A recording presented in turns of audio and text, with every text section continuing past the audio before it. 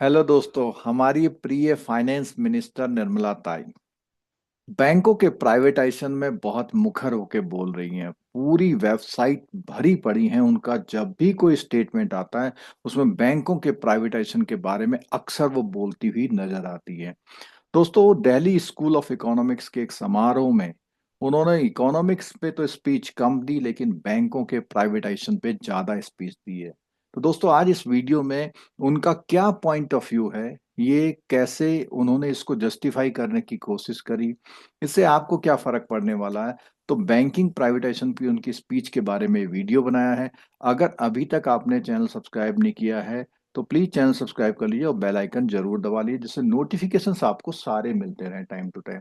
उसके साथ साथ दोस्तों, जो लोग जो लोग फेसबुक में देख रहे हैं वो पेज को फॉलो कर लीजिए। इस तरह की बेहतरीन आम जानकारियां आप तक पहुंचने के लिए मैं प्रयासरत रहता हूं। अच्छे अच्छे कंटेंट आपके लिए लेकर आता हूं। तो दोस्तों, चलते हैं इस स्पीच में क्या कहा गया है और क्या इसकी रेलिवेंसीज है, इसके बारे में बात करते हैं। सबसे पहले बात करेंगे जो उन्होंने स्पीच दी है, उस स्पीच में क्या कंटेंट उन्होंने जो है बेसिकली कवर किया है उसके बारे में बात करेंगे। और ये जो न्यूज़ है, ये न्यूज़ बेसिकली जितने भी न्यूज़पेपर्स हैं उन सभी न्यूज़पेपर में बहुत हेडलाइन की तरह आई है।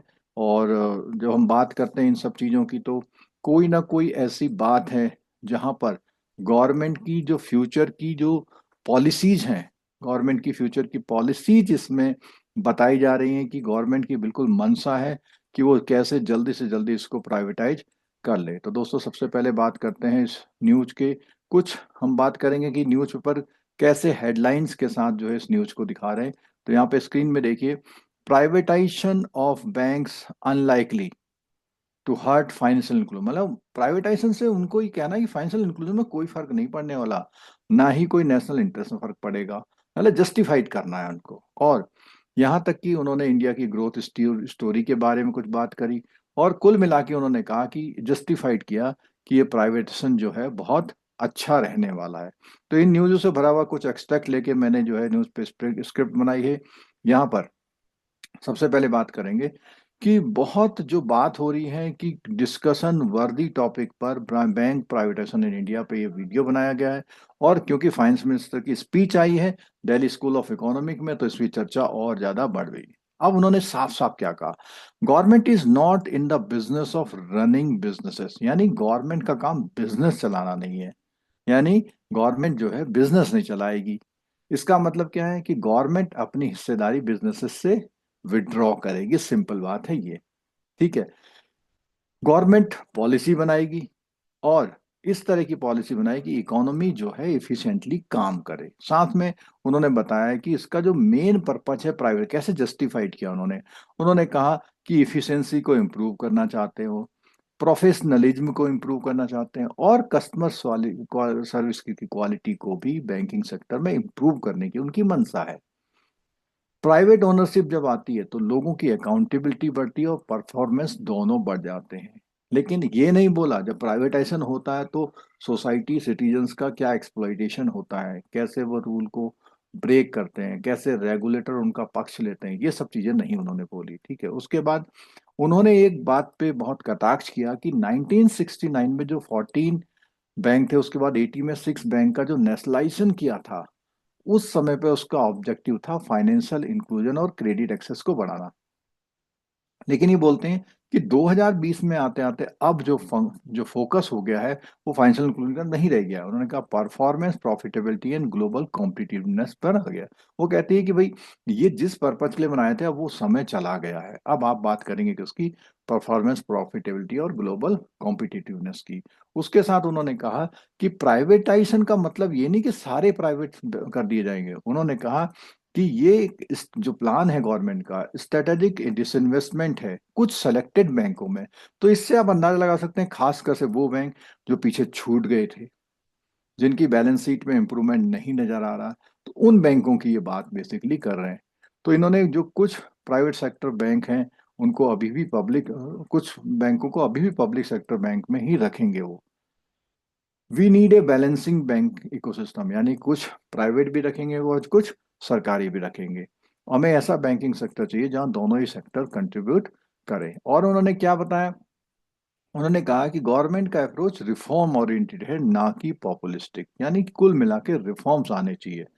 Reforms are not done for optics but for real change. तो वो दिखावटी नहीं होने चाहिए, वो रियल चेंज आना चाहिए, ऐसा उनका कहना है। ठीक है।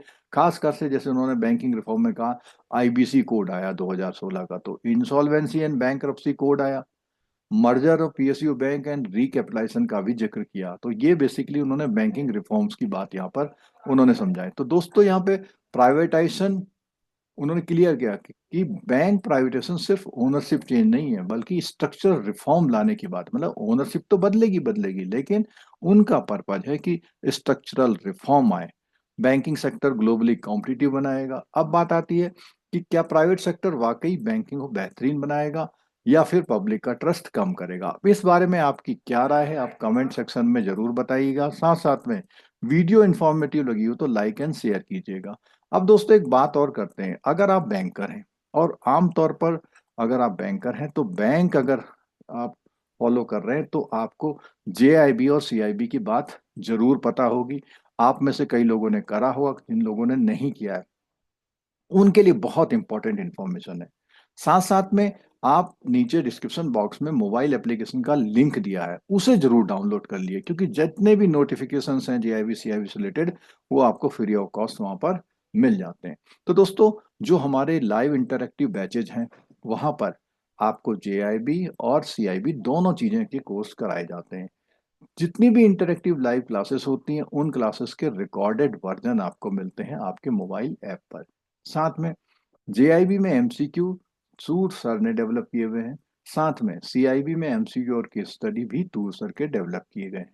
साथ में सर की अक्सर क्या है, कैप्सूल क्लासेस आती रहती हैं, इनकी इंटीमेशंस आपको मिलती हैं। और क्या है कि जब एग्जाम आता है तो रिवीजन मैराथन एमसीक्यूज की क्लासेस भी कंटिन्यूस होती रहती है हमारे चैनल पे। अब ऑफर टाइम में जो हमारा जून का बैच है, जो मई जून जो हमारा अगला वाला जो एग्जाम आएगा जेआईबी सीआईबी वाला, उस मई जून वाले बैच में हमारे जो एनरोलमेंट है स्टार्ट हो गए हैं। और ये केवल 3999 में इस वीडियो देखने वालों को ओनली फॉर 5 डेज अवेलेबल हैं। वैसे इसकी कॉस्ट 4999 चल रही है, लेकिन जो इस वीडियो को देख करके हमसे कांटेक्ट करेंगे उनको ये जो प्राइस है वो केवल कितना मिलेगा, 3999 में मिल जाएगा। तो ये आपको व्हाट्सएप करना है इस कूपन कोड के लिए, 9917447799। इस मोबाइल व्हाट्सएप पर आप क्या करेंगे, अपना व्हाट्सएप डाल देंगे एक एक्स्ट्रा 1000 के डिस्काउंट के लिए। अगर हम बात करें सीआईबी की, तो जो अभी एग्जाम चल रहा है, जो दिसंबर में एग्जाम होगा दिसंबर 25 में, उसके लिए कोर्स के प्राइसेस ओनली 2999 है, जिसमें आपको live classes, MCQ, case study, revision, marathon MCQ, सब कुछ क्लासेस आपको कराई जा रही हैं। तो दोस्तों मैं उम्मीद करता हूं कि आप इस वीडियो देखने के बाद बैंकिंग प्राइवेटाइजेशन तो समझ गए, जेआईबी सीआईबी के लिए, क्योंकि इसका जो डायरेक्ट बेनिफिट आपको मिलता है वो आपकी सैलरी इंक्रीमेंट में मिलता है। लगभग जेआईबी सीआईबी जिन्होंने कर लिया है, लगभग 8 से 9 हजार रुपए का सीधा सीधा बेनिफिट आपको यहाँ पर मंथ का मिलता है। अगर आप पूरी लाइफ टाइम देखेंगे तो करोड़ ऑफ रुपीज का फर्क मिलता है। तो दोस्तों हमसे जुड़िए, और आने वाली सभी क्लासेस में हम आपका स्वागत करते हैं। आने वाले वीडियो में आप सभी से उम्मीद करते हैं इस वीडियो को आप अपने सारे लोगों के साथ जरूर शेयर करेंगे जो ऐसे इन सब्जेक्ट पे इंटरेस्ट रखते हैं। वीडियो देखने के लिए बहुत बहुत धन्यवाद। Thank you so much.